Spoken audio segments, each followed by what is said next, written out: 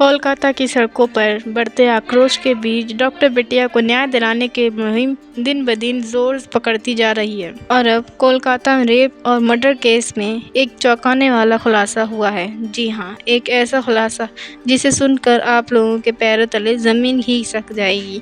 और ये खुलासा किसी और ने नहीं बल्कि एक महिला ने किया है जिसके बेटे का एक्सीडेंट हो गया था और वो उस रात अपने बेटे को लेकर आरजी कर अस्पताल इलाज कराने के लिए पहुंची थी।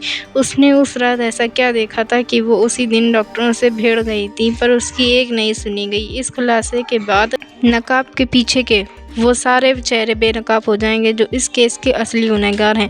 अगर आप चाहते हैं कि डॉक्टर बिटिया को इंसाफ मिले तो वीडियो को लाइक करके कमेंट में वी वांट जस्टिस ज़रूर लिखिएगा, ताकि बिटिया को इंसाफ दिलाने की हमारी मुहिम ऐसे ही चलती रहे। और चैनल को सब्सक्राइब भी कर लीजिए ताकि इस केस से जुड़ी हर अपडेट हम आप तक पहुँचाते रहें। Kolkata trainee doctor rape case में रोज़ कुछ न कुछ चौंका देने वाला खुलासे हो रहे हैं। ट्रेनी डॉक्टर के पिता ने जो खुलासा किया है वो हैरान कर देने वाला है। इतना ही नहीं, डॉक्टर बेटी की डायरी से भी कई सनसनी केस के खुलासे हुए और आरोपी संजय रॉय के मोबाइल फ़ोन से जो सबूत सीबीआई के हाथ मिला है वो जानकर आपका खून खौल उठेगा। संजय रॉय बार बार अपने बयान से ज़रूर बदल रहा है, पर सीबीआई को कई अहम सबूत हाथ लगे हैं जिससे इस केस को सॉल्व करने में आसानी होगी। और ये भी पता चला है कि क्या संजय रॉय ने ये घिनौना काम अकेले ही किया था या हॉस्पिटल में कोई और था जो उस रात संजय की मदद कर रहा था। इन अहम खुलासों के बारे में आपको एक एक चीज़ बताएंगे, लेकिन उससे पहले उस भावुक लेटर का जिक्र करेंगे जिसे शुक्रवार को टीचर्स डे के मौके पर डॉक्टर बिटिया ने की मां ने लिखा और अपनी बेटी के इंसाफ की गुहार लगाई। हमने देखा है कि कई बार लोग ऐसी घटनाओं को लेकर आंदोलन करते हैं पर कुछ समय बाद सब कुछ भूल जाते हैं, पर डॉक्टर बिटिया की मां और पूरा भारत यही चाहता है कि बिटिया को इंसाफ मिले। और इसी पर डॉक्टर बिटिया की मां ने ये भावुक लेटर भी लिखा है। डॉक्टर बिटिया की मां ने इस लेटर में लिखा कि उनकी बेटी को पैसों की नहीं बल्कि ढेर सारी डिग्रियों की ज़रूरत थी जिससे वो कई सारी मरीजों का इलाज कर सके। उन्होंने मेडिकल कॉलेज के टीचर्स, डॉक्टर्स और मेडिकल ऑफिसर्स से, नर्सेज से अपील करी है कि अगर इस केस के बारे में कोई सबूत हो तो वो सामने लाए, क्योंकि उन्हें लगता है कि कुछ अच्छे लोगों की चुप्पी से अपराधियों का हौसला बढ़ता है। डॉक्टर बिटिया की मां के साथ पूरा देश डॉक्टर बिटिया के लिए इंसाफ की गुहार लगा रहा है, लेकिन लगता है ये केस गुजरते वक्त के साथ और पेचीदा होता जा रहा है। और इस मामले में जो चौंकाने वाला मोड़ सामने आया है उससे केस के काफ़ी हद तक सुलझने के आसार भी नज़र आ रहे हैं। इससे पहले कि हम उस महिला के खुलासे पर आएँ जो अपने बेटे को लेकर उस रात अस्पताल में पहुंची थी, आपको कहानी को सिलसिलेवार ढंग से समझना होगा कि अब पूरी कहानी पलट चुकी है। अब तक आपने जो सुना या देखा उसमें काफ़ी लीपापोती हो चुकी है। आइए जानते हैं सच क्या है।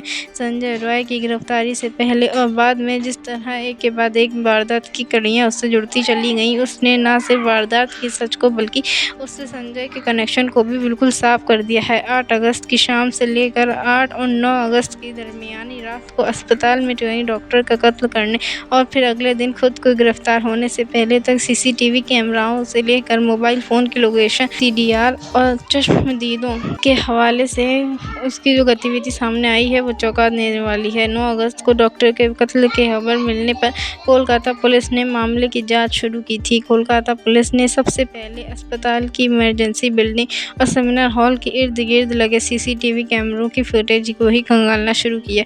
इस कोशिश में उन्हें सेमिनार हॉल के इर्द गिर्द कम से कम 15 लोग नजर आए जिनसे पुलिस ने पूछताछ की, क्योंकि सारे के सारे लोगों का कत्ल से कोई लेना देना नहीं। तो उन्होंने पुलिस के जवाबों का सही उत्तर दिया और शक के दायरे से बाहर निकल गए। लेकिन एक शख्स ऐसा था जो अब भी पुलिस के ज़ख्म में नहीं आया था, क्योंकि वो वारदात को अंजाम देने के बाद पुलिस के बैरक में ही जाकर सो गया था, वो भी नशे में धुत होकर। क्योंकि अब तक पुलिस ट्रेनी डॉक्टर के कत्ल के टाइम मोटे तौर पर पता कर चुकी थी कि 8 और 9 अगस्त की रात 3 से 4 बजे के बीच सीसीटीवी फुटेज पर अपना ध्यान केंद्र कर दिया। इस दौरान फुटेज में संजय रॉय ही सेमिनार रूम के इर्द गिर्द नजर आया। अब चूंकि संजय रॉय दूसरी सीसीटीवी फुटेज में इसी अस्पताल में भर्ती एक मरीज के पास आता जाता हुआ दिख रहा था, तो पुलिस ने संजय के सीसीटीवी फुटेज ग्रैप निकालकर उसे अस्पताल में भर्ती एक मरीज को दिखाया। ये मरीज और कोई नहीं बल्कि संजय रॉय के दोस्त सौरभ का भाई था। इसी भाई को जब संजय रॉय की तस्वीर दिखाई गई तो उसने देखते ही संजय को पहचान लिया और उसके बारे में पुलिस को जानकारी दी। उधर शाम को वारदात की शिकार बनी ट्रेनी डॉक्टर का पोस्टमार्टम हो चुका था और पोस्टमार्टम से ये साफ हो चुका था कि डॉक्टर की मौत रात के खाने के करीब 4 घंटे बाद हुई है। चूँकि रात के खाने का वक्त करीब 12 बजे का था तो ये बात भी साफ हो गई कि डॉक्टर की हत्या 4 बजे के आसपास की गई। उधर सीसीटीवी फुटेज में भी संजय रॉय करीब 4 बजे ही सेमिनार हॉल की तरफ जाता हुआ दिख रहा था। ऐसे में दूसरे सबूतों के साथ साथ सीसीटीवी फुटेज भी इस बात की तस्दीक कर रहे थे कि इस मामले में संजय सिंह शामिल है। हालांकि संजय अब तक पुलिस की ज़ब्त में नहीं आया था, वो पुलिस की पकड़ से उस वक्त तक बाहर था। दोपहर को जब सौरभ के भाई ने संजय रॉय की पहचान कर ली, अब तक सौरभ को नहीं पता था कि पुलिस उस संजय को खोज रही है। इस बीच उसने संजय को फ़ोन कर दोपहर के खाने के लिए बुलाया। अभी संजय रास्ते में ही था, तब तक सौरभ को उसके भाई ने फ़ोन पर यह जानकारी दी कि पुलिस अस्पताल के सेमिनार रूम में हुए डॉक्टर के रेप और कत्ल के मामले में संजय को ढूंढ रही है। ये सुनकर सौरभ हक्का बक्का रह गया। हालांकि संजय के पहुंचने पर सौरभ ने उसे लंच सर्व किया और साथ ही उसे बताया कि अस्पताल में हुई हत्या के सिलसिले में पुलिस उसे ढूंढ रही है। लेकिन सौरभ ये देखकर हैरान रह गया कि बेशकन संजय ने सिर्फ मैं देखता हूँ कहकर बात टाल दी। इसके बाद उसने खाना नहीं खाया, लेकिन बैरक में पहुँच गए उसने फिर से शराब पी। इसके बाद वहीं सो गया। कोलकाता पुलिस जब उसको ढूंढती हुई पुलिस के बैरक में पहुंची तो नशे में धुत वो वहीं सोता हुआ मिला। गिरफ्तारी के फौरन बाद ही उसने न सिर्फ अपना जुर्म कबूल किया बल्कि पुलिस से कहा कि मुझे फांसी दे दो। लेकिन ये सिर्फ गिरफ्तारी के वक्त की बात नहीं है। गिरफ्तारी के अगले दिन ही संजय रॉय के चेहरे पर कोई अफसोस नहीं था, बल्कि वो पूछताछ में बहुत आराम से सारी बातें कबूल कर रहा था। पुलिस को पूरी सीक्वेंस समझा रहा था। इस बीच पुलिस ने संजय के दोस्त सौरभ से भी पूछताछ की, जो वारदात से पहली रात उसके साथ था। सौरभ भी संजय की तरह ही एक सिविक वॉलंटियर है। उसने पूछताछ में पुलिस को बताया कि 8 अगस्त को उसने अपने भाई को इलाज कराने के लिए आरजी के अस्पताल में भर्ती कराया हुआ था। वो दोपहर को 1:30 बजे अपने भाई को अस्पताल में भर्ती करवाने के लिए अस्पताल के रिसेप्शन पर गया था। वहाँ उसने पूछताछ की और भर्ती हो जाने के बाद रात को 10:30 बजे वो फिर से अस्पताल पहुँचा। वहाँ संजय भी सौरभ के पास आ गया।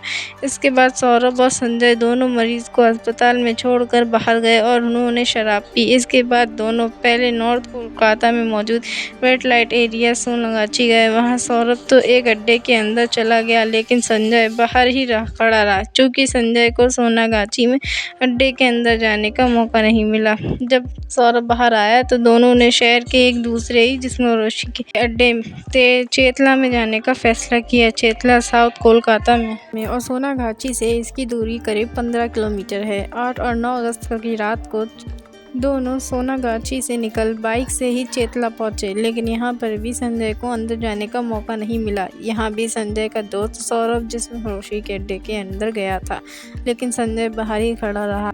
तब साफ हुआ है कि वहाँ खड़े खड़े उस रात संजय ने अपनी गर्लफ्रेंड को फ़ोन किया था और उससे वीडियो कॉल बात की थी।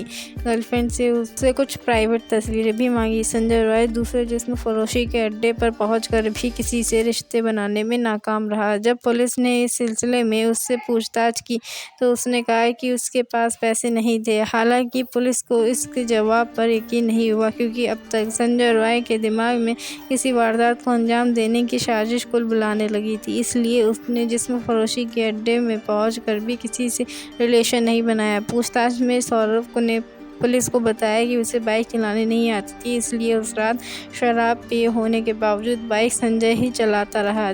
जब दो रेड लाइट एरिया से घूमकर दोनों आरजीकर अस्पताल में के पास पहुंचे, तब संजय बैरक की ओर जाने की और जगह अस्पताल की ओर बढ़ गया। इस पर सौरभ ने पूछा कि क्या वो बैरक की तरफ नहीं जाएगा, तो उसने कहा कि वो जाएगा। तब रात के करीब 2:45 बज रहे थे। सौरभ ने बताया कि आरजीकर अस्पताल की तरफ से भी एक सड़क बैरक की तरफ जाती है, इसलिए उसने लगा कि शायद संजय घूमकर उसी रास्ते से बैरक पहुंच जाएगा। पूछताछ में सौरभ ने पुलिस को बताया कि उसे नहीं पता था कि इसके बाद संजय कब बैरक में लौटा। अगले दिन सुबह 10 बजे उन्हें अस्पताल में भर्ती अपने भाई के पास जाना था। इसके लिए जब वे संजय को जगाने बैरक में पहुंचा तो वो गहरी नींद में सो रहा था। 2 बार जगाने की कोशिश करने के बावजूद वो नहीं उठा। सौरभ का कहना है कि इसके बाद वो अकेला ही अस्पताल चला गया और वहां उसने डॉक्टरों से बात की।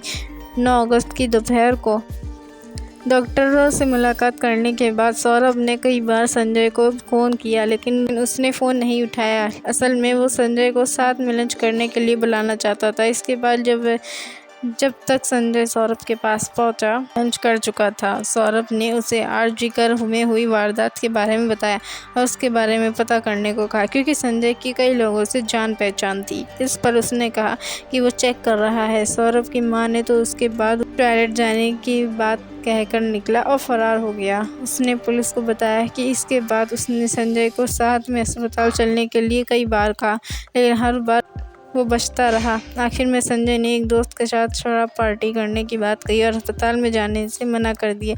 संजय बेशक आरजीकर अस्पताल नहीं जाना चाहता था, लेकिन वारदात के अगले दिन 9 अगस्त के रोज़ भी वो बेहद रिलैक्स और खुश दिख रहा था। उसे 9 अगस्त की रात 12 बजे ये पता चला कि पुलिस संजय को उस केस में गिरफ्तार करना चाहती है। उसने संजय को कई बार फ़ोन किया, पर संजय ने फ़ोन नहीं उठाया और फिर कुछ समय बाद पुलिस ने उसे धर लिया। जब आरोपी संजय रॉय का पॉलीग्राफ टेस्ट हुआ तो उसने अपने आप को बेगुनाह बताया। उसने बताया कि जब वो सेमिनार हॉल में गया तो उस समय डॉक्टर बिटिया की मौत हो चुकी थी और वहाँ उसका शव पड़ा था, जिसे देखकर वो डर कर भाग गया। जबकि संजय ने ही 10 अगस्त को गिरफ्तार होने के बाद अपना गुनाह कबूल कर लिया था। क्या उसका इस तरह अपने बयान से यू टर्न लेना इस बात की तरफ इशारा कर रहा था कि उसे फंसाया जा रहा है और क्या वह निर्दोष है? इसे या फिर संजय रॉय जान चुका था कि अब नहीं बच सकता, इसलिए वह अब नई कहानी बना रहा है। वहीं सुकांत मजूमदार ने संदीप घोष पर गुरुवार को क्राइम सीन पर सबूतों के साथ छेड़छाड़ करने के भी गंभीर आरोप लगाए हैं। सुकांत मजूमदार ने एक डॉक्यूमेंट की कॉपी भी मीडिया के सामने पेश की, जिसने पूरे मामले को बेहद संगीन बना दिया है। ये सरकारी कागज एक ऑर्डर था जिसे संदीप घोष ने उस घटना के ठीक अगले दिन जारी किया था। इस ऑर्डर में सेमिनार हॉल के रिनोवेशन का जिक्र था। सुकांत मजूद ने दावा किया कि ऑर्डर जानबूझकर जारी किया गया है, जिससे क्राइम सीन पर सबूतों के साथ छेड़छाड़ की जा सके। वहीं डॉक्टर बिटिया के माता पिता ने एक और नया खुलासा किया। उन्होंने पुलिस पर गंभीर आरोप लगाते हुए दावा किया कि पुलिस ने उनका साथ देने की बजाय उन्हें पैसे ऑफर किए। डॉक्टर बिटिया की मां ने कहा, जब मेरी बेटी का शव घर पर रखा था तो पुलिस ने हमसे पैसे की डिमांड की। इन आरोपियों से मामले में सस्पेंस और भी ज़्यादा बढ़ गया। इतना ही नहीं, डॉक्टर बिटिया के माता पिता ने यह भी कहना है कि पुलिस ने उनके अंतिम संस्कार में जल्दबाजी की। वहीं डॉक्टर बेटी के चाचा ने बताया कि पुलिस उनसे एक प्लेन पेपर पर साइन भी करवाना चाहती थी, लेकिन उन्होंने साइन करने से मना कर दिया और पेपर फाड़ दिया। न्याय के इस जंग में हर नया मोड़ केस को सिर्फ उलझाता जा रहा है। हुगली के कुमनगर रहने वाले 28 साल के विक्रम को गंभीर हालत में शुक्रवार को आरजीकर लाया गया था। विक्रम की मां कविता भट्टाचार्य के मुताबिक बेटे का ट्रक से एक्सीडेंट हुआ था। वो गंभीर चोटाई थी, बहुत खून भी बह चुका था। जब हम बेटे को आरजीकर लाए तो कोई डॉक्टर नहीं मिला, इमरजेंसी वार्ड में भी डॉक्टर नहीं था। बेटे को तुरंत सर्जरी की ज़रूरत थी, लेकिन ऐसा नहीं हुआ और मेरे बेटे की जान चली गई। वहीं महिला के आरोप पर R G Kar medical superintendent vice principal doctor Saptarjit Chatterjee ने कहा कि डॉक्टरों की लापरवाही से मौत नहीं हुई। विक्रम को तुरंत ट्रॉमा केयर ले जाया गया था। अब इस पर भी लोग